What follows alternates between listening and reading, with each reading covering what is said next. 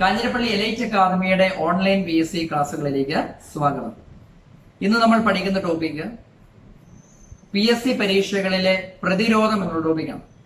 Indian defence അത്യാവശ്യം vast ആയിട്ടുള്ള ഒരു ടോപ്പിക്കാണ്. അതിലെ ഒരു ചെറിയ ഭാഗമായ central armed police forces of India, കേന്ദ്ര അർദ്ധ സൈനിക വിഭാഗങ്ങൾ എന്നുള്ള ടോപ്പിക്കാണ് നമ്മൾ ഈ ക്ലാസ്സിൽ ഡിസ്കസ് ചെയ്യുന്നത്. അപ്പം PSC ഇതുവരെയുള്ള പരീക്ഷകളിൽ ചോദിച്ച ചോദ്യങ്ങളും ഇനി ചോദിക്കാൻ സാധ്യതയുള്ളതുമായ ചോദ്യങ്ങളാണ് ഇന്ന് നമ്മളിവിടെ പറയുന്നത്. അപ്പൊ ആദ്യം തന്നെ കേന്ദ്ര അർദ്ധ സൈനിക വിഭാഗങ്ങൾ ഏതൊക്കെയെന്ന് നമുക്കൊന്ന് നോക്കാം. അത് നമ്മൾ രൂപീകൃതമായ സ്ഥാപിതമായ വർഷത്തിന്റെ അതേ ഓർഡറിൽ തന്നെ ഞാൻ പറയാം. ആദ്യത്തെ സേനയാണ് ആസാ റൈഫിൾസ്, പിന്നീട് CRPF central reserve police force, അതിനുശേഷം രൂപീകൃതമായ സേനയാണ് ITBP Indo Tibetan border police force, പിന്നീട് SSB സശാസ്ത്ര സീമാ ബൽ, അതിനുശേഷം നിങ്ങൾക്ക് പരിചിതമായ സേനയാണ് BSF ബോർഡർ സെക്യൂരിറ്റി ഫോഴ്സ്, പിന്നീട് CISF central industrial security force. ഇവ ആറെണ്ണത്തെയാണ് നമ്മൾ പ്രധാനമായും കേന്ദ്ര അർദ്ധ സൈനിക വിഭാഗങ്ങൾ എന്ന് വിശേഷിപ്പിക്കുന്നത്.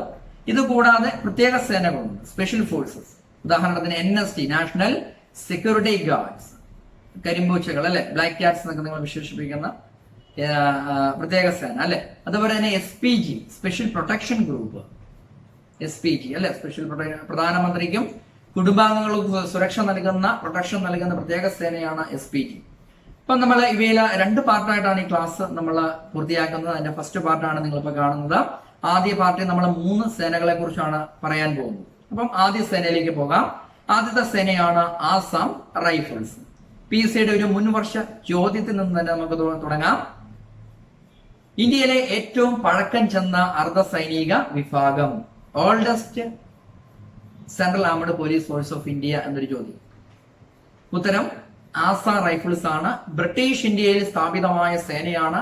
1835 സ്ഥാപിതമായത്. അപ്പം ആസാം റൈഫിൾസ് രൂപീകൃതമായ വർഷമാണെങ്കിൽ അത് 1835 1835 സ്ഥാപിതമായി.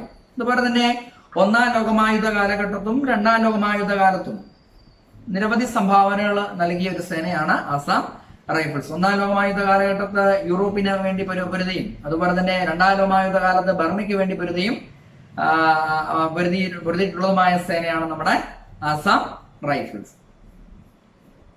പിന്നീട് ഓർക്കേണ്ട കാര്യം, ആസാം റൈഫിൾസിന്റെ ആസ്ഥാനം എവിടെ എന്ന് ചോദിച്ചിട്ടുള്ള ഒരു ചോദ്യം തന്നെയാണ് അല്ലെ. ഇതിന്റെ ആസ്ഥാനം മേഘാലയയിലെ ഷില്ലോങ് ആണ്. ആസാം റൈഫിൾസ് എന്ന പേര് വരുമ്പോൾ തന്നെ ചിലപ്പം ചിലരൊക്കെ ഓർക്കും ആസാമിലെ വല്ല സ്ഥലമാണോ എന്നത് അല്ലെ.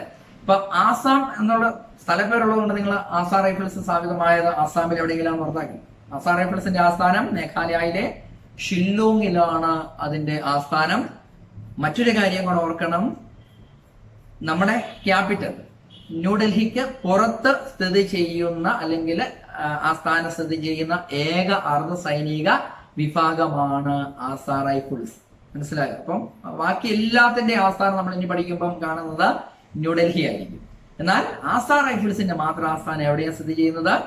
മേഘാലയയിലെ ഷില്ലോങ്ങിലാണ്. മറ്റൊരു ചോദ്യത്തിലേക്ക് പോകാം. ആസാം റൈഫിൾസിന്റെ ആപ്തവാക്യം എന്ത്? ആസാം റൈഫിൾസിന്റെ ആപ്തവാക്യം PSC ചോദിക്കുന്നതാണ്. LDC LGS തുടങ്ങിയ പരീക്ഷകളിലൊക്കെ നിരവധി തവണ ചോദിച്ചു കണ്ടിട്ടുള്ളതാണ് അല്ലെ. അർദ്ധ സൈനിക വിഭാഗം ഏതെങ്കിലും ഒരെണ്ണത്തിൽ തന്നിട്ട് അതിന്റെ ആസ്ഥാനം ഏതാണെന്ന് ചോദിക്കും. BSFന്റെ ആസ്ഥാനം ഇല്ലെങ്കിൽ BSF രൂപീകൃതമായ വർഷം, ഇങ്ങനത്തെ ചോദ്യങ്ങൾ. അപ്പം ഇതിന്റെ ആപ്തവാക്യം ആണെങ്കിൽ ഈ പറഞ്ഞ പോലെ friends of the hill people എന്നുള്ളതാണ്. Friends of the hill people എന്നുള്ളതാണ് ഇതിന്റെ ആപ്തവാക്യം. പിന്നെ കറണ്ട് അഫെയർ ആയും ഡിഫൻസിൽ നിന്ന് ഒരു ചോദ്യം വരാറുണ്ട്. ഡിഗ്രി ലെവൽ പരീക്ഷകളിൽ 10 ചോദ്യം ഉണ്ടെങ്കിൽ ഒരു ചോദ്യം ഡിഫൻസ് റിലേറ്റഡ് ആയിട്ട് ചോദിക്കാറുണ്ട്. ഉദാഹരണത്തിന് ഇന്ന സേനയുടെ തലവൻ ആരാണ്? ഉദാഹരണത്തിന് NSTയുടെ ഇപ്പോഴത്തെ തലവൻ അല്ലെങ്കിൽ ഇന്ത്യൻ ആർമിയുടെ ഇപ്പോഴത്തെ തലവൻ എന്ന്, അങ്ങനെ ആ തരത്തിലുള്ള ചോദ്യങ്ങളും നിങ്ങൾ കാണാറുള്ളതാണ്. അതുകൊണ്ട് തന്നെ ഇതിന്റെ തലവന്മാരെ നിങ്ങൾ അതിന്റെ ആരാണ് അതിന്റെ തലപ്പത്തിരിക്കുന്നത് എന്നുള്ള കാര്യം നിങ്ങൾ അറിഞ്ഞിരിക്കേണ്ടതാണ്. അപ്പം ആസാം റൈഫിൾസിന്റെ ഇപ്പോഴത്തെ തലവനാണെങ്കിൽ ലഫ്റ്റനന്റ് ജനറൽ സുഖദീപ് സാങ്വാനാണ്. അദ്ദേഹം ഇന്ത്യൻ ആർമിയിൽ നിന്നുള്ള ഉദ്യോഗസ്ഥനാണ്. അതുപോലെ തന്നെ ഓർക്കേണ്ട കാര്യം, ഇതിന്റെ പേരന്റൽ ഏജൻസി ഇന്ത്യൻ ആർമിയാണ്. മറ്റു സേനകളുടെ എല്ലാം ആഭ്യന്തര മന്ത്രാലയത്തിന് കീഴിൽ പ്രവർത്തിക്കുന്നു. പൂർണ്ണമായിട്ടും കേന്ദ്ര ആഭ്യന്തര മന്ത്രാലയത്തിന് കീഴിലാണ്. പാരലൽ ഏജൻസി ഇന്ത്യൻ ആർമിയാണ്. അതുകൊണ്ട് തന്നെ ആർമിയിലെ ഉയർന്ന ഉദ്യോഗസ്ഥരാണ് തലപ്പത്ത് വരുന്നത്. മറ്റ് അർദ്ധ സൈനിക വിഭാഗങ്ങളുടെ തലപ്പത്ത് വരുന്നത് IPS ഉദ്യോഗസ്ഥരാണ്. ഇന്ത്യൻ പോലീസ് സർവീസിലെ ഉയർന്ന ഉദ്യോഗസ്ഥരാണ്. ഇപ്പം CRPF, BSF ഇതിന്റെ എല്ലാം തലപ്പത്ത് വരുന്ന IPS ഉദ്യോഗസ്ഥരാണ്. എന്നാൽ ഇവിടെ നിങ്ങൾ ശ്രദ്ധിച്ചു, ലഫ്റ്റനന്റ് ജനറൽ സുഖ്ദീപ് സാങ്വാൻ. അപ്പോൾ ഓർത്തിരിക്കേണ്ട കാര്യം ഈ പറഞ്ഞ കാര്യങ്ങളൊക്കെയാണ്. പിന്നെ ഇതിന്റെ പേരുമായി ബന്ധപ്പെട്ട ഒരു കാര്യം കൊണ്ട് നിങ്ങൾ ഓർത്തിരിക്കണം. BSc പരീക്ഷ ചോദിച്ചു കണ്ടിട്ടുള്ളതാണ്. ആസാം റൈഫിൾസിന്റെ ആദ്യകാല പേര്. ഉത്തരം കച്ചാർ ലെവി എന്നുള്ളതാണ്. കച്ചാർ ലെവി. ഇപ്പൊ ഈ ഒരു പേര് മാത്രമല്ല ഉള്ളത്, 4 തവണയോളം ആസാം റൈഫിൾസിന്റെ പേര് മാറ്റിയിട്ടുണ്ട്. അതിൽ 1917 ഇപ്പോഴത്തെ പേരായ ആസാം റൈഫിൾസ് എന്ന പേര് സ്വീകരിച്ചത്. 1917 ഓർത്തിരുന്നോളണം. 1917 ഇപ്പോഴത്തെ ആസാം റൈഫിൾസ് എന്നുള്ള പേര് സ്വീകരിച്ചത്. ഇപ്പൊ നമുക്ക് അടുത്ത സേനയിലേക്ക് വരാം. രണ്ടാമത്തെ സേന CRPF, central reserve police force.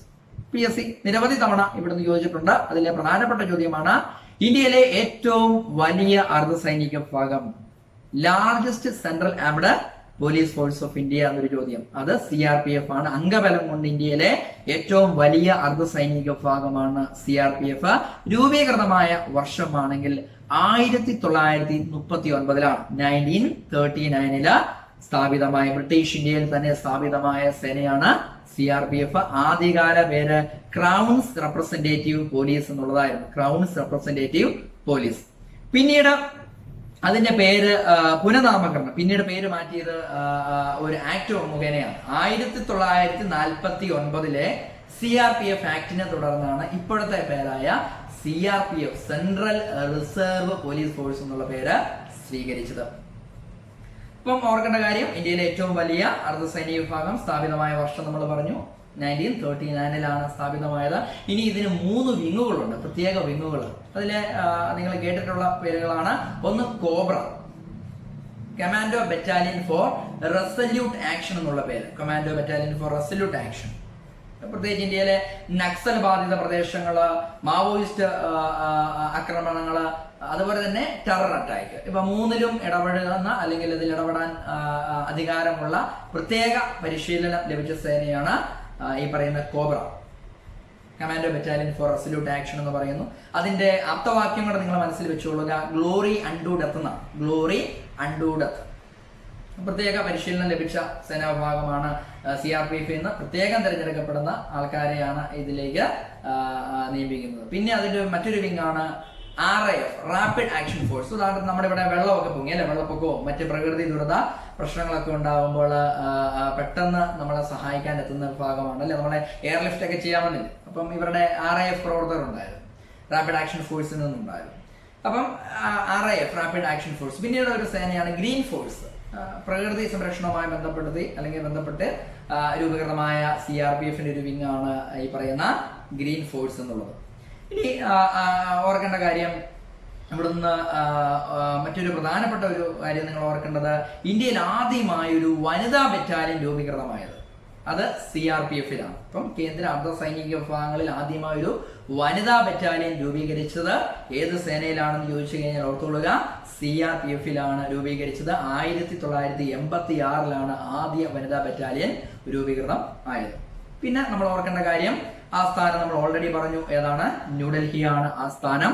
ഇനി ഓർക്കേണ്ടത് CRPFന്റെ ഇപ്പോഴത്തെ തലവൻ ആര്? CRPFന്റെ ഇപ്പോഴത്തെ തലവനാണെങ്കിൽ AP മഹേശ്വരി IPS ആണ്. ഇപ്പോഴത്തെ അതിന്റെ ഡയറക്ടർ ആയിട്ടിരിക്കുന്ന വ്യക്തി AP Maheshwari IPS. AP Maheshwari IPS.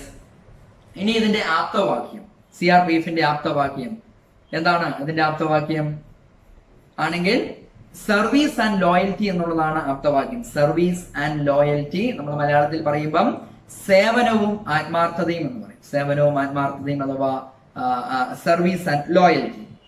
ഇനി അടുത്ത ഒരു സേനയിലേക്ക് നമ്മൾ പോവുകയാണ്.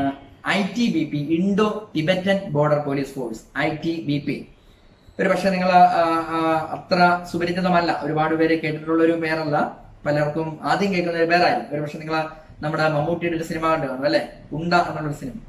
അതിൽ കാണിക്കുന്നുണ്ട് ITBP എന്ന് പറഞ്ഞ സേനയെ കുറിച്ച്. അന്നാണ് എന്നോട് പല കുട്ടികളും പറഞ്ഞു ആദ്യമായിട്ട് അന്നാണ് ഈ ഒരു സേനയെ കുറിച്ച് അറിയുന്നത്. അപ്പം ITBP അപ്പൊ ഈ ഒരു സേന രൂപീകൃതമാകുവാനുണ്ടായ കാരണം 1962 ITBP രൂപീകൃതമാകുന്നത്. ഇതുണ്ടാകുവാനുണ്ടായ കാരണം ഇന്ത്യ ചൈന യുദ്ധമാണ്. നമുക്കറിയാം 1962 ഇന്ത്യ ചൈന യുദ്ധം ഉണ്ടാവുകയാണ്. അതിൽ ഇന്ത്യ പരാജയപ്പെടുകയാണ് ചെയ്യുന്നത്.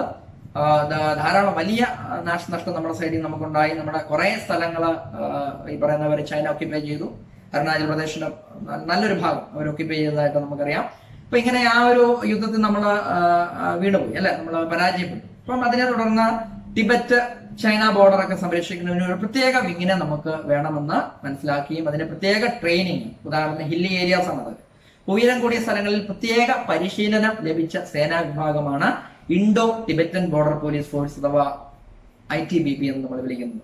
അങ്ങനെ ഇവരാണ് Indo Tibet border, China border ഒക്കെ ഇൻക്ലൂഡിംഗ് നേപ്പാൾ ഇതെല്ലാം കൈകാര്യം ചെയ്യുന്നത്. അപ്പം ഇതിന്റെ വേറൊരു ചോദ്യം ചോദിച്ചിട്ടുണ്ട്, ITBP അക്കാഡമി സ്ഥിതി ചെയ്യുന്നത് എവിടെയാണ്? ITBP അക്കാഡമി സ്ഥിതി ചെയ്യുന്നതാണെങ്കിൽ അത് മസൂറിയിലാണ് സ്ഥിതി ചെയ്യുന്നത്.